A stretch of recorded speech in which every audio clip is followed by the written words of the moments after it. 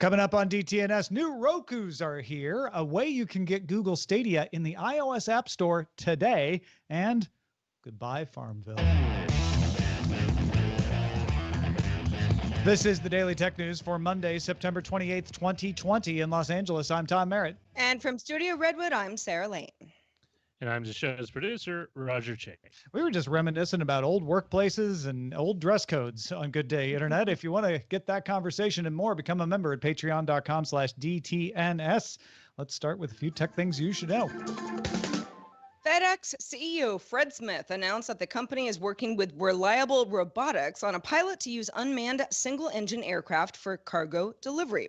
The pilot will use a modified single-engine Cessna 208 with a goal of providing service for extremely remote or uninhabited areas of FedEx's delivery network. Smith said that the company is not looking to replace its current aircraft fleet, with autonomous alternatives being still decades off. You know, back in August, we talked about 3D printed homes from a startup called Mighty Buildings. They have begun selling prefab ADUs and homes in California. They use a synthetic stone that cures instantly using 2 UV lights attached to the print head and print your house in roughly 24 hours at the company's factory. Because it cures so fast, buildings can be printed without the need for a support structure, opening the door to more complex structures being printed. Pricing ranges from $115,000 to print out a 1-bed, 1-bath ADU up to $285,000 for a 3-bed, 2-bath house kit, with the company also offering turnkey solutions to deliver, assemble, and connect the home to utilities. Very cool. Westminster Magistrates Court Judge Ton Ikram granted Uber an 18-month license to operate in London. Transport for London had previously declined to renew Uber's license to operate in the city, citing flaws in Uber's systems that could allow for unauthorized and misidentified drivers to pick up passengers in at least 14,000 rides. In the decision, Judge Ikram stated he had sufficient confidence that Uber no longer poses a risk to public safety. Gosh, I remember going to London, doing DTNS from there. That's how long this was ago. And having to reassure everyone that we could still use Uber because that's back when this started. Oh, yeah. That's been going on for a while. The U.S. Department of Commerce reported sending letters to customers of China's biggest chip maker, SMIC, warning that that company, SMIC, will need to apply for an export license from the U.S. Department of Commerce. The Commerce Department claims this is required because there is an unacceptable risk that equipment sold to SMIC may be diverted to military end use. SMIC says it has no relationship to the Chinese military, but they're not going to be able to buy stuff from U.S. companies or U.S. companies using U.S. technology because of this letter. As part of its first major redesign in 4 years, LinkedIn is rolling out its version of ephemeral stories in the US and Canada, letting users post a series of photos, videos, and text that can be viewed for 24 hours. LinkedIn will now also integrate with video call providers within its messenger with support for Zoom, BlueJeans, Microsoft Teams. The site is also adding the ability to recall, delete, and edit messages, react to messages with emojis, and a tool to flag inappropriate messages. LinkedIn also overhauled its search, which will now surface jobs, courses, events, and other content in addition to people and companies. Yeah, so everybody needs Snapchat, apparently now. Google's doing this in search, too. It's weird. Dell announced updates to the XPS 13, the XPS 13 Developer Edition, now available with Ubuntu, and XPS 13 2-in-1 laptops, adding Intel's 11th generation Tiger Lake processors and the first laptops to carry Intel's Evo certification. That's the certification that requires a laptop to support fast charging, get at least 9 hours of battery life on a charge, and wake from sleep in less than a second. Laptops go on sale in the US and Canada September 30th. The XPS 13 starts at $999 and the 2-in-1 at $1,249. We didn't get a price for the Developer Edition. Epic and Apple had their first hearing in Epic's antitrust lawsuit against Apple. Judge Yvonne Gonzalez-Rogers said it's likely the trial will be heard in July and recommended a trial by jury. Either Epic or Apple must request for that to happen, but the judge felt a jury decision would be more likely to hold up on appeal. Judge Gonzalez-Rogers also suggested that Apple could allow Fortnite back into the App Store if money collected by Epic was held in escrow for the duration of the trial. Epic declined that offer. Yeah, Judge Gonzalez-Rogers didn't seem to favor Epic's approach here. She had some harsh words for them. All right, let's talk a little bit about what Google's doing to change its App Store. Remember, there's also an Epic Google lawsuit going on. And we mentioned Friday that Bloomberg was reporting Google might make some changes. Today, they confirmed some of those changes and more. Google announced that it will make it easier to install and use third-party app stores on Android 12. Now, the company didn't give you any details about how this would work, but it did say it was being developed, quote, being careful not to compromise the safety measures Android has in place. So they're saying, we want to make it easier for folks to get independent app stores like Amazon. Amazon has an independent app store you can get for Android, but they want to keep it secure. This comes as Google has reemphasized that apps hosted on the Google Play Store must use Google Play's billing for in-app transactions. That's the Bloomberg story we talked about Friday, which gives Google a 30% cut on transactions. Google now says developers must integrate Play billing to apps by September 30th, 2021. So we heard they might do a grace period. This is it. You've got until September 30th, 2021 to make sure that your app in the Play Store uses Google Play Store billing. If you don't do it by next year, they're going to toss you out. I feel like, Sarah, this is some maneuvering, certainly in anticipation of the Epic Google lawsuit, similar to the Epic Apple lawsuit. Sure, yeah. I'm wondering if it also isn't negotiation to avoid that lawsuit, possibly. I mean, the third-party app store bit makes me think that. Yeah, I mean, that was my first thought as well. It's like Google being like, we're fine with third-party app stores. We're good. But we want to take that 30% cut, and we haven't been we haven't been enforcing that as well as we should have over the last however many years of the Google Play Store. So we're going to do that now. But you still have, you've got a certain amount of autonomous freedom, developers. I don't know what this really means besides kind of lip service, again, in the wake of a lawsuit. But, I'd be curious to know if a developer feels that I don't know, that Google's doing something really great here. Yeah, I mean, Epic has a third-party app store that they can run on Android. As I mentioned, Amazon does, Samsung does. There are third-party app stores. My guess is Epic complained that every time you install a third-party app, even from a third-party app store, Google gives you all these security warnings. So maybe Google's coming up with a way that developers can be vetted not to trip all those security warnings. Maybe we can say, like, all right, the Epic Store won't trip the security warnings. That would be one way to make it easier to install apps from third-party stores. Maybe Google would have a vetted list of, like, these are stores that we think are pretty safe. But I do like that idea. This seems to be the rational response to Epic's complaints, to be like, all right, let's just make it easier for third-party app stores to get uptake. Yeah, we're playing ball. Yeah. We're friends. Well, playing ball, I don't know what it means when it comes to the TikTok story, but on Sunday, Judge Carl Nichols granted a preliminary injunction blocking the executive order that would prevent U.S. app stores from distributing TikTok. Judge Nichols said that TikTok is likely to prevail in its case to overturn the order, as the judge believes that the president is likely to exceed the lawful bounds of the law. Filings in the case showed that TikTok data in Singapore was contracted to Chinese company Alibaba's cloud service. That is important to some people. Also, the Justice Department argued, quote, there is no requirement that the executive must wait for specific harm to occur before responding. The executive is free to act prospectively based on a risk of harm, end quote. The order was issued under the International Emergency Economic Powers Act, which Judge Nichols cited doesn't grant the president the authority to regulate or prohibit directly or indirectly either the exchange of information or informational materials or personal communications. Judge Nichols said that the threat from China presented by the government was substantial, but not convinced that the prohibitions were the only effective way to address the threat. Judge Nichols didn't rule on a separate executive order against providing internet services to TikTok, which goes into effect on November 12th, because the threat from that order is not imminent. Yeah, he basically said, like, all right, when we get closer to November 12th, I'll hear any requests for a preliminary injunction then, if they're still necessary. Maybe you guys are going to figure this out with that whole Oracle Walmart deal. So we're not talking about that. That's the order that says internet companies can't provide transit services. They can't host data, et cetera, right? That one, we've got a lot of time, November 12th.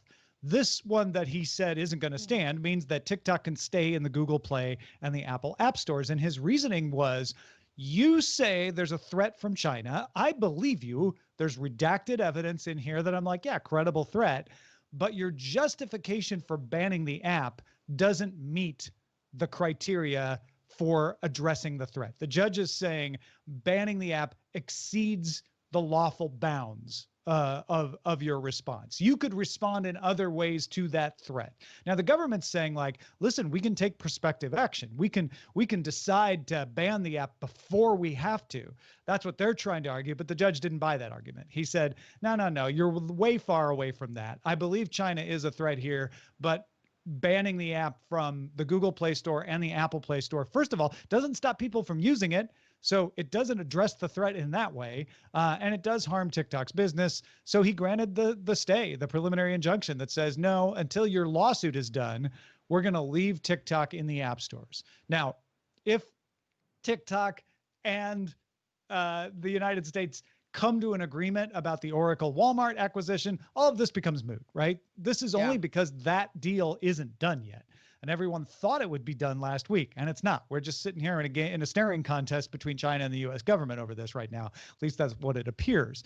If somebody finally blinks and that gets done, all of this goes away. If it doesn't, we're going to have a trial, and the judge will then decide whether TikTok should be banned or not. But the preliminary injunction says, well, TikTok's likely to win the case, so we're not gonna make them leave the App Store yet. We're gonna make you prove that they should leave it in court. Here's another one. Man, it's all about app stores today. Apple, it really is. Of course, does not allow streaming game services in its app store because of rules meant to stop malware and store rules from being circumvented. An app where all the features are accessed remotely could be easily manipulated to do something unallowed. So you say it does one thing, you put it in the app store, and because it's remote, you can change everything without having to put it through the app store. So goes the argument. Now, Apple makes lots of exceptions to that for things like corporate VPN, for instance. They're like, okay, you're doing it just for that. Anything on your local network, you can connect to your own stuff, even when you're out of the house. That's fine too. And Apple even lined out new exceptions for game streaming services, albeit ones that require each game in the service to be submitted as its own app, which doesn't seem likely to be taken up by Google, Microsoft, NVIDIA, or anybody else. In fact, Amazon last week got around this by making its new game streaming service Luna a progressive web app. So it doesn't exist inside the App Store at all. And Apple's like, we're fine with that. We actually helped them figure out how to do that. But a user on Reddit called ZM Knox, apparently Zachary Knox, describes how they got a Google Stadia app approved in the Apple App Store itself. So there's an app you can get in the iOS App Store right now that lets you play Stadia. The app is called Stadium Full Screen Browser. And here's the key. It's built just as a browser, which it is, a browser using Apple's WebKit that is tweaked so that it plays Stadia games well. Now, one feature of the Stadia browser not mentioned in the app description is that if you authenticate with your Google account, it will bring up the Stadia landing page whenever you open it. But that's how they got it through the App Store, is they didn't claim any of that stuff in the app description. They didn't suggest it in the setup page. When you open this thing up, it just says, what primary URL do you want it to open at? And what user agent would you like this browser to tell services it is? If you set that primary URL to stadia.google.com/home and you set that user agent to a specific version of Chrome, it works with Stadia. Yeah, you can do that on the main screen, but you have to know what to enter. It doesn't give you the hint. That's how they got it approved.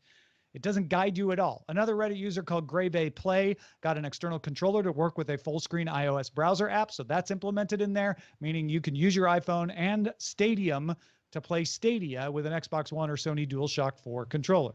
So Sarah, this is good for somebody who wants to do this, but it's certainly not a way to market it. Yeah, I mean, listen, like you mentioned, you got to know what you're doing. This is not going to guide you through this. I wonder, though, and we're talking about it right now, so clearly the word is out. Is this something that Apple will crack down on? Or does Apple just simply not care? Because, again, this is a little bit of a, kind of homegrown solution to play Stadia games. I don't know how they could crack down on it Yeah. rationally, because all this thing does is say, hey, we're a browser that lets you set a user agent. That, I mean, literally, they played it by the rules. They did not say anything else. They give no hint that they're meant for anything else. They didn't try to ride the line.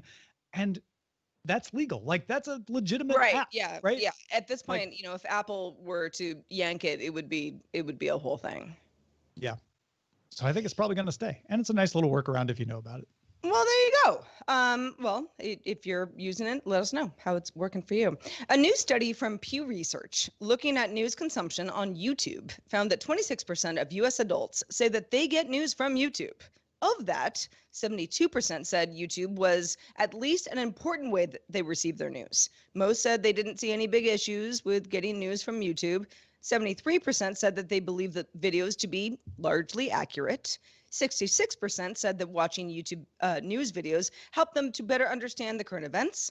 Of the 100 most viewed YouTube news channels, Pew found that 7% mentioned some kind of conspiracy theory, 4% primarily about conspiracy theories. Only 2% of the channels from news organizations mentioned them, while 21% of independent channels did. 14% of independent channels were primarily about conspiracy theories versus less than 1% for news organizations. 22% of videos from top news channels were negative. Negative videos were the most popular. News video viewers on YouTube were more likely to be young, male, and non-white compared to US adults overall. Yeah, there's lots of interesting stuff. There's also some other stuff about the breakdown of independent sources versus sources from news organizations, which they're predominantly news organizations, but there's a lot of independent sources, and they're personality based in a lot of cases. But what I found most interesting here was, first of all, that YouTube news users were more likely to be non-white males. Young, I expected. Male, I expected. Non-white, interesting. It's still 50% white, but it's more.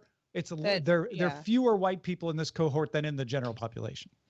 When I first read the story this morning, I was like, who is going to YouTube to get their news? But then I think, well, a lot of people watch DTNS using YouTube to watch our video feed. And we certainly consider ourselves news, and, we hope to always get things right. So that's actually a great example of like, okay, that actually makes a lot of sense, especially if you're doing that habitually, on a somewhat daily basis. There were some metrics here that were a little bit surprising to me. I wonder how much beyond, let's say, I don't know, let's say I watch Last Week Tonight with John Oliver, right? HBO show, and they do some YouTube stuff that they, kind of like that's like, special content type thing. Mm-hmm. And I might watch some of that stuff. I might not, but that is not where I go to for in the beginning to figure out like what's going on in the world. However, clearly a lot of people do, and that's really interesting. And that is something that, YouTube is going to have to walk a line, obviously, going forward between, are we helping you find your news? Are we helping you find bad news? Yeah, it's worth, if you're interested in this topic, go to that Pew story and dig into it, because some of this is perfectly reasonable behavior. Like, I don't have time to watch the CBS or ABC evening news, so I watched their clips on the ABC News channel on YouTube, right? I don't think anybody, unless you particularly hate ABC News, I guess, but nobody would look at that and say that's irresponsible.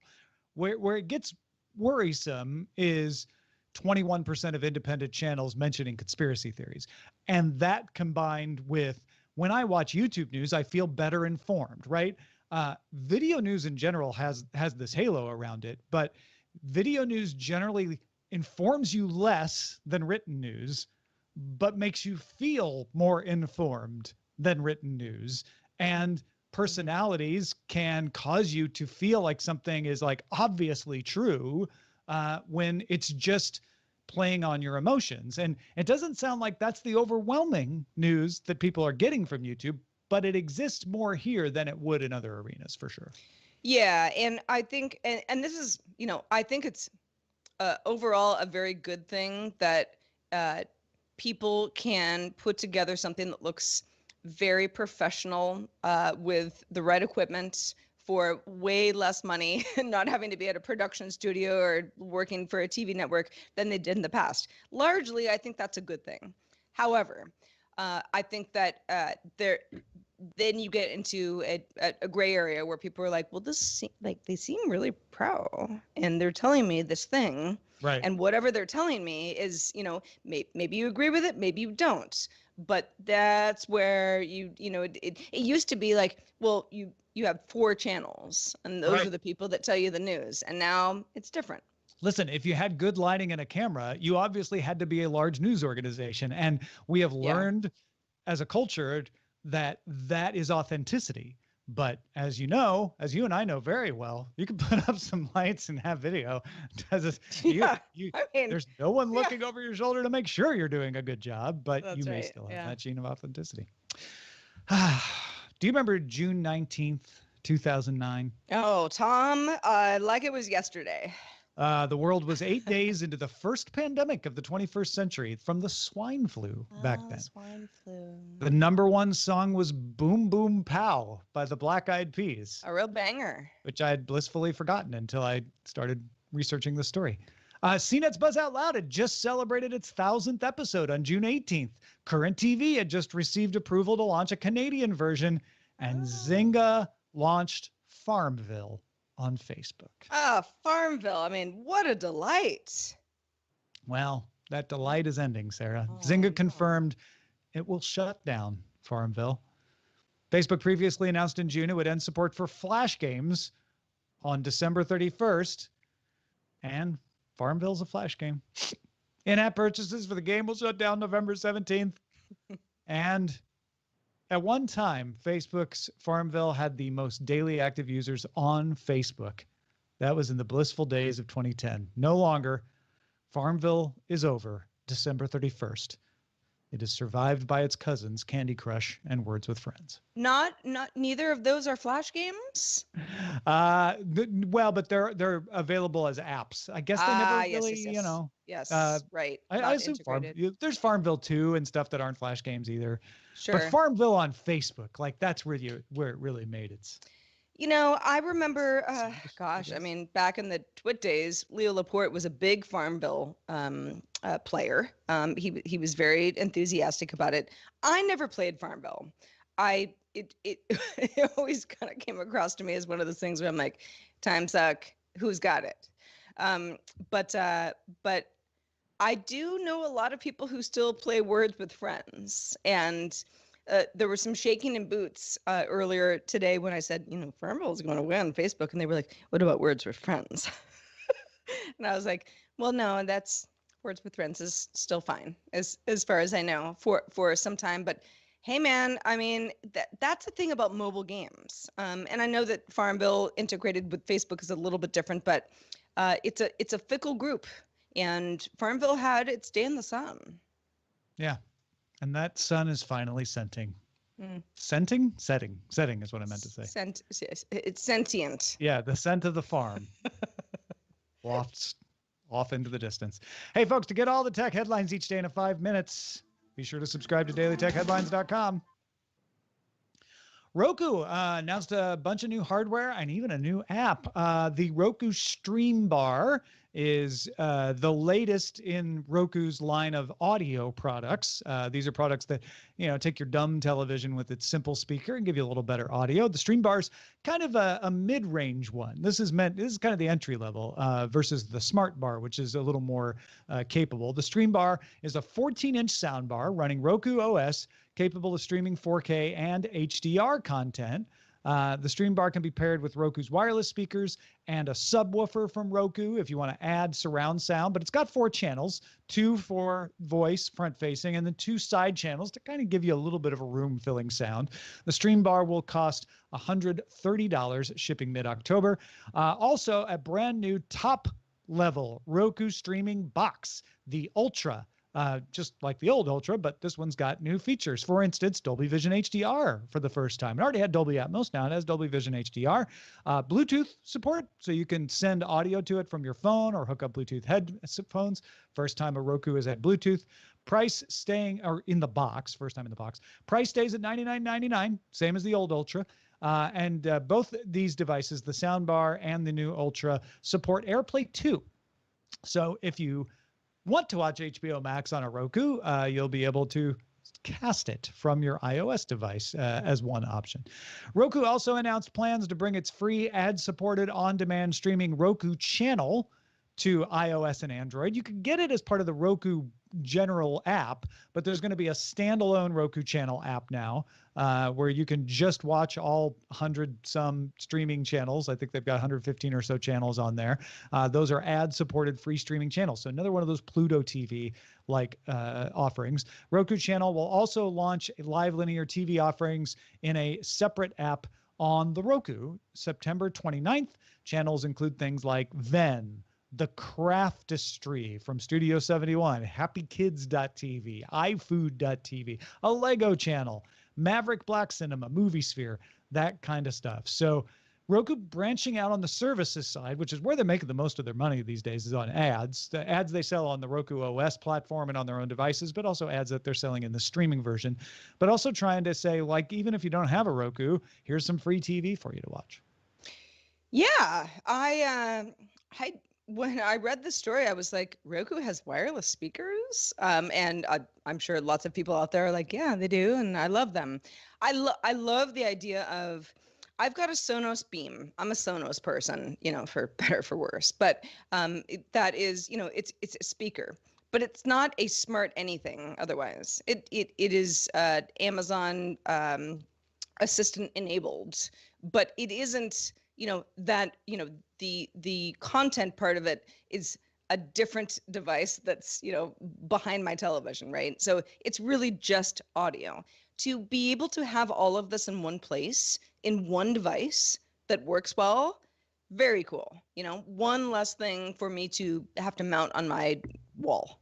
It seems to be the new trend to say, like, the old convenience was having all of your sound in a sound bar. If you didn't care about having the perfect audio, you could get better audio. Now it's have that and the operating system for your television in there, right? If you don't like WebOS on your LG TV or Samsung with its Tizen OS or something like that, you can use this instead. Exactly. Yeah, and AirPlay 2, that's cool. I have a Roku. I don't use it because I'm kind of an Apple TV user, but they work the same way for the most part. I'm going to watch certain things on a Roku or an Apple TV. A lot of it goes through a Plex media server, which that's me. But yeah, that I think the whole kind of like, here, we're going to give you this thing. It's pretty affordable, $130 for a soundbar that also is a Roku device and works with whatever existing Roku equipment you already have in your house. That's pretty attractive. Yeah, and available soon, coming in October. Well, you can join in the conversation in our Discord. Maybe it's about Roku, maybe it's about something else. You can join by linking to a Patreon account at patreon.com/DTNS. And thank you in advance. What's in the mailbag after all? Oh, Tom, I'm glad you asked. Adam, who says he's in Fall Colors, Wisconsin, said, yeah, I know, it's fall. How about that? As a recurrent receiving associate and former electronics area associate at Walmart, I can confirm this. He's talking about the Chromecast that we talked about that was available at Walmart before it was actually announced. Hasn't been announced yet. Yeah. Adam says, I can confirm this as the individual store level. At the individual store level, all items with release dates have those dates prominently displayed on the shipping boxes. Many people don't pay attention to these markings as they stock product. Hope this helps. Keep up the good work. And so the Walmart folks out there don't feel too bad. The Verge was able to buy one off the shelf at Home Depot this weekend. So it's not just Walmart.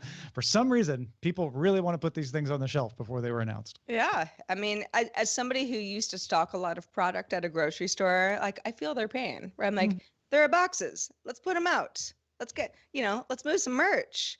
Hey, shout out to patrons at our master and grandmaster levels, including Erwin Stir, Philip Shane, and Kevin. Oh, and don't forget, you get lots of extra content if you're the co-executive producer level of our Patreon. We did a whole bonus show last week looking at our lineups from 5 years ago and going through the stories from then and looking at them through the eyes of 2020. It's always a good time, and you get that right there in your Patreon feed. If you don't want ads in your feed anymore, becoming a patron means you get an ad-free Patreon RSS feed. Sign up right now at dailytechnewsshow.com/Patreon. And don't forget, starting next Monday, it's Creators Theme Week, talking about all the ways people use technology to create, from game design to costume and props to more.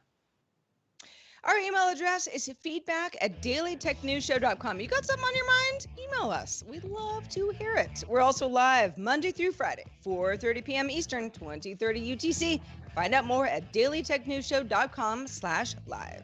Patrick Bass is with us tomorrow. Talk to you then. This show is part of the Frog Pants Network. Get more at frogpants.com. Diamond Club hopes you have enjoyed this program.